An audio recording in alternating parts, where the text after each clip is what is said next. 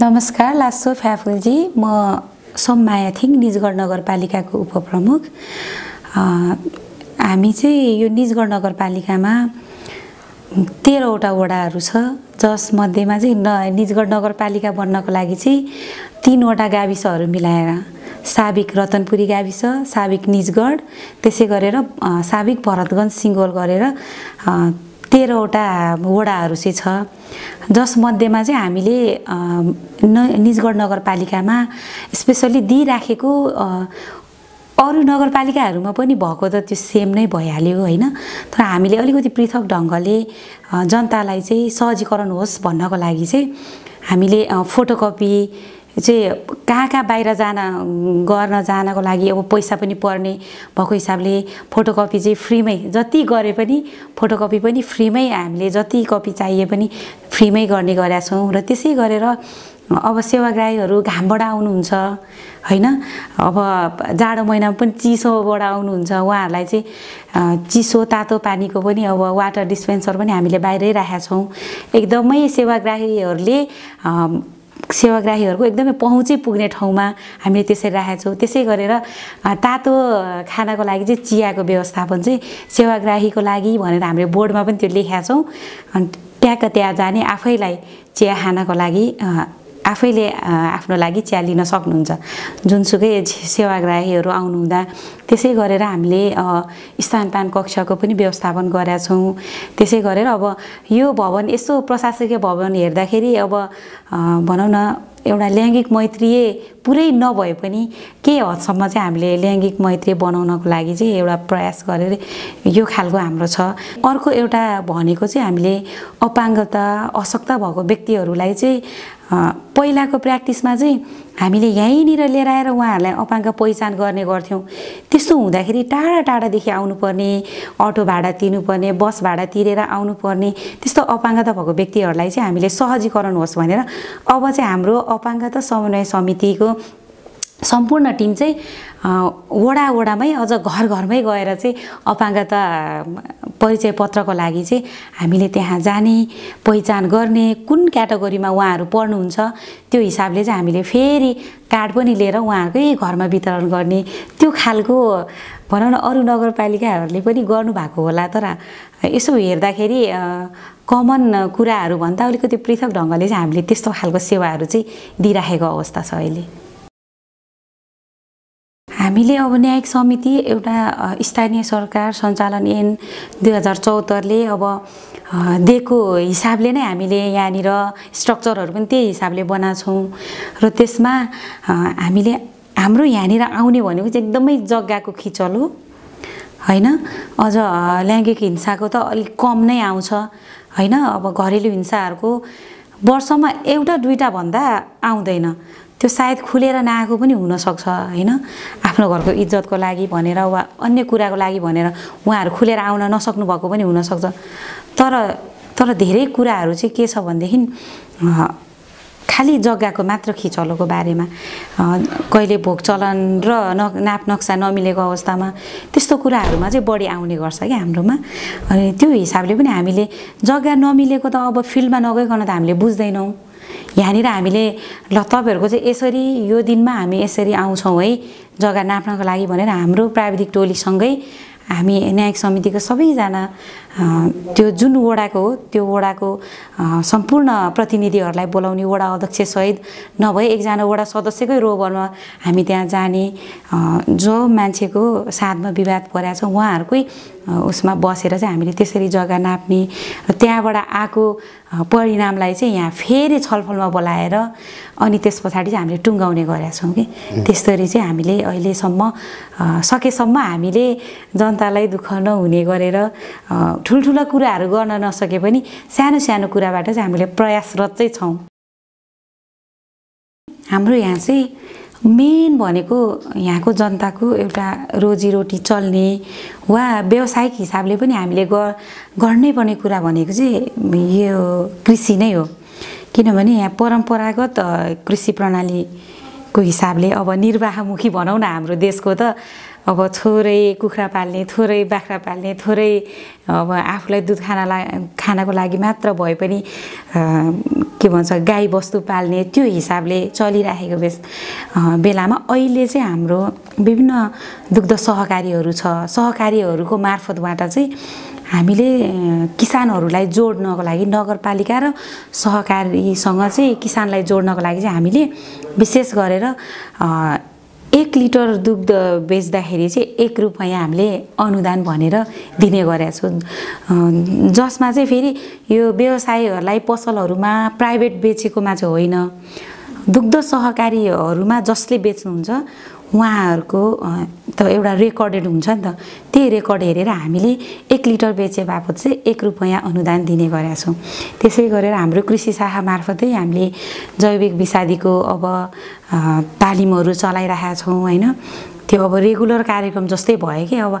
अनि हाम्रो एकदमै भोल्युम फुल भोल्युममा यहाँनिर के खेती हुन्छ भने एउटा मकै, अनि सबैभन्दा व्यावसायिक हिसाबले खेती हुने भनेको चाहिँ मकै, अनि त्यस पछाडि त्योभन्दा पनि मकैभन्दा अझ फुल भोल्युममा चाहिँ हाम्रो केरा खेती छ कि यहाँ। पहिला केरा जोन पनि भएको स्थान, अनि त्यो भएको हिसाबले हामीले केरा किसानहरूको लागि चाहिँ 50% सरकारले दिने अनुदान भइहाल्यो त्यो बिमा, केरा बिमामा। अनि हामीले त्यो सरकारले अनि 50%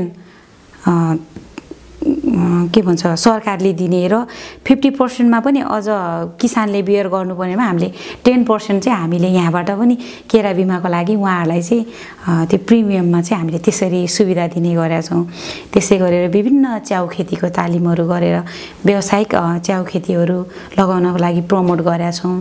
त्यसै गरेर हामीले यहाँनिर मौरी पालनको लागि भनेर छुट्टै खालको हामीले एउटा बजेट विनियोजन गरेका छौँ। त्यो चाहिँ हामीले ठ्याक्कै कार्यान्वयन गर्न सकेका छैनौँ। त्यसरी चाहिँ अब मौरी पालन गर्नुभएको व्यावसायिक मौरी पालन गर्ने जुन दाजुभाइहरू हुनुहुन्छ होइन, युवा साथीहरू हुनुहुन्छ, उहाँहरूको लोकल उत्पादनलाई चाहिँ हामीले प्रत्येक स्कुलहरूमा चाहिँ 1 दिनको खाजाको लागि जामको सट्टामा, पाउरोटीसँग दिँदाखेरि जामको सट्टामा चाहिँ महलाई चाहिँ तपाईँहरूले चाहिँ त्यो 6 दिनको खाजामा 1 दिन चाहिँ मह र पाउरोटी खुवाउनको लागि भनेर हामीले त्यसरी उहाँहरूलाई चाहिँ लोकल उत्पादनलाई प्रमोट गर्नको लागि अस्ति भर्खरको कार्यपालिका बैठकबाट चाहिँ हामीले यो पारित गरेका छौँ कि सकेसम्म हामीले, म आफै पनि किसानको छोरी होइन, त्यो भएको हिसाबले किसानलाई जसरी भए पनि प्रमोट गरेर कसरी व्यावसायिक त्यसमाथि अझ रासायनिक विषादीहरूलाई चाहिँ न्यूनीकरण गर्दै हामीले जैविक विषादीतर्फ गयौँ भने स्वास्थ्यको लागि यसरी हेर्दा वातावरणीय हिसाबले पनि वातावरण मैत्रीय, स्वास्थ्य मैत्रीय हुनको लागि चाहिँ हामीले त्यस्तो खालको विभिन्न कृषि विज्ञहरू लिएर आएर चाहिँ हामीले त्यसरी तालिमहरू दिने गरेका छौँ। बाली शिविरहरू गर्ने गरेका छौँ हामीले। त्यसै गरेर वर्षौनी माटो परीक्षण गरेर कुन ठाउँमा कुन बाली लगाउँदाखेरि हुन्छ भन्ने त्यो खालको विभिन्न हामीले सकेसम्मको कार्यक्रमहरू चाहिँ त्यसरी लिएर आइरहेका छौँ। शिक्षाको विषयमा भन्नुपर्दा चाहिँ हाम्रो अहिले यो निजगढ नगरपालिकाभरिमा सामुदायिक विद्यालयहरू चाहिँ हाम्रो 27 वटा विद्यालयहरू छ। त्यसमा 5 वटा चाहिँ हाम्रो संस्थागत विद्यालयहरू छ, जन्म गरेर 32 वटा विद्यालयहरू छ। त्यसमा पनि अब हाम्रो स्थानीय सरकार भनेपछि सामुदायिक विद्यालयलाई हेर्नुपर्ने त्यो हाम्रो दायित्व नै हो एक खालको। हामी सरकार भएको हिसाबले त्यो हिसाबले हामीले शैक्षिक राष्ट्रपति शैक्षिक सुधारकै कार्यक्रमहरू पनि हामीले भित्र यहाँ निजगढमा यसो हेर्दाखेरि यो हाइवेमा हेर्दाखेरि हाम्रो यो निजगढ चाहिँ एकदमै सहर एरिया जस्तो देखिन्छ, तर भित्रभित्र साबिक रतनपुरीलाई हेर्दा, साबिक भरतगञ्ज सिङ्गोललाई हेर्दाखेरि चाहिँ एकदमै गाउँभित्र छ कि माथि डाँडा डाँडासम्म पनि हाम्रै जनताहरू बस्नुहुन्छ। त्यो हिसाबले हामीले विभिन्न स्कुलहरू हेरेर त्यो कार्यक्रमहरू हामीले पार्ने गर्छौँ। रोल क्रममा एउटैमा मात्र थप पार्ने भन्दा पनि नपरेको र एकदमै हुन जरुरी कहाँ छ त त्यहाँ हामीले विनियोजन गर्ने गरेछौँ। र अर्को नयाँ कुरा भनेको शिक्षाको लागि हामीले गरेको चाहिँ अहिले शैक्षिक गुणस्तर सुधार कार्यदल भनेर हामीले एउटा समिति गठन गरेका छौँ, जसको कार्य समितिको चाहिँ संयोजक म आफै हो।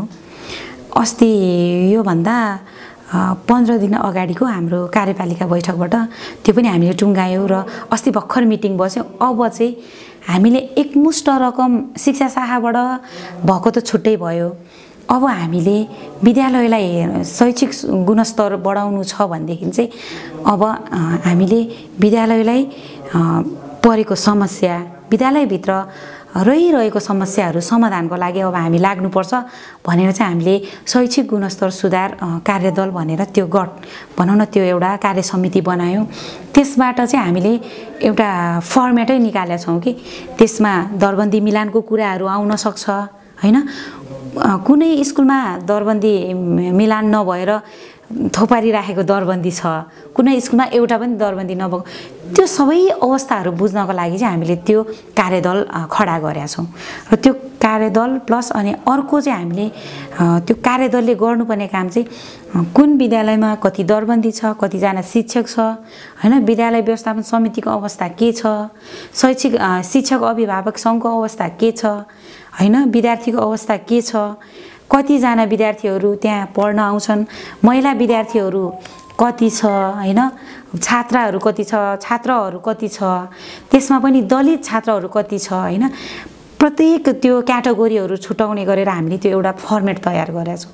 प्रत्येक विद्यालयमा जाने, त्यहाँको डाटा ल्याउने, त्यसबाट निस्केको निष्कर्ष एउटा प्रतिवेदन चाहिँ हामीले मेयर साहबको भनौँ न एउटा नगर शिक्षा समितिको संयोजकको हिसाबले उहाँलाई हामीले त्यो प्रतिवेदन बुझाउने। त्यसपछि हामीले राखेको 1 करोड बजेट चाहिँ कुन कुन विद्यालयको लागि एकदमै आवश्यकता, त्यो पनि के हो त, शौचालय, पुस्तकालय, भौतिक सुधारको लागि के कुराहरूको आवश्यकता छ। विभिन्न ल्याबहरू हुनसक्छ, साइन्स ल्याब हुनसक्छ, म्याथ ल्याब हुनसक्छ, इङ्ग्लिस ल्याब हुनसक्छ। त्यो खालको डेभलपमेन्टको कुराहरू चाहिँ हामीले के गर्न सकिन्छ भन्नको लागि त्यो कार्य समिति बनाएको छ कि। अब हामीले यो फागुनको 8 गतेदेखि प्रत्येक विद्यालयमा अनुगमन गर्न जाने हामीले 20 दिनको चाहिँ एउटा सेड्युल बनाएको छौँ कि 32 वटा विद्यालयमा, न कि हामीले सामुदायिक विद्यालयमा मात्र गर्ने होइन हैन। संस्थागत विद्यालयले पनि सामुदायिक विद्यालयको जस्तै गरेर चल्या छ कि छैन, हाम्रो माता हतमा छ कि छैन हैन।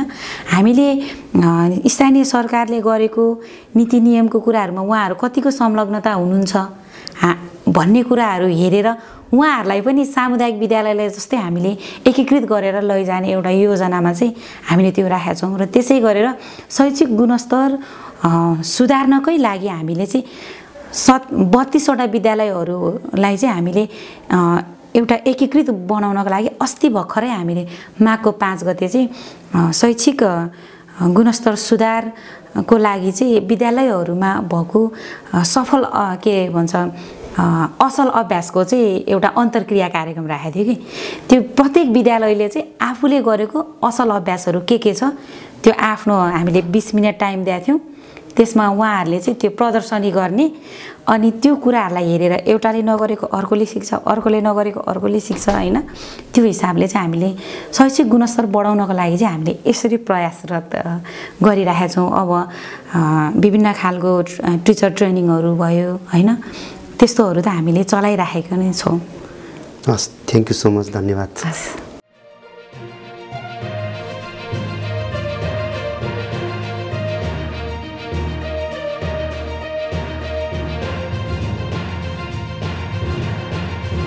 जन्मभूमि टिभी, निष्पक्ष, तटस्थ र समावेशिताको आवाज।